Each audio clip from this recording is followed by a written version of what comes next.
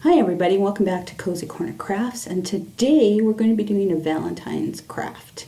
And so in your craft bags you are going to get a lovely sheet of paper or a giant doily.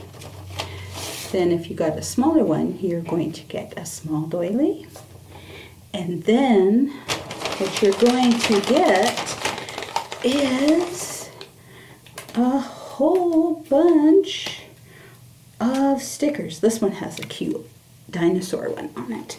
And what you're going to do is you can make a card for someone you love, but Aspen House will actually, if you would like to do it, you could actually go to Aspen House, go into their entryway, put your Valentine down, and then you go away, okay? You don't go any farther in, and then the receptionist will come and she'll take them, she'll isolate them for a little bit, and then she's going to give them to one of the residents.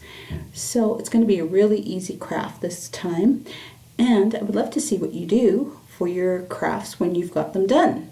So this is a really short intro one because I want to see your beautiful Valentines and to see what you can do with yours, okay? So we'll see you again on Thursday at 10:30, and we would love to see your Valentine's crafts. Bye everybody.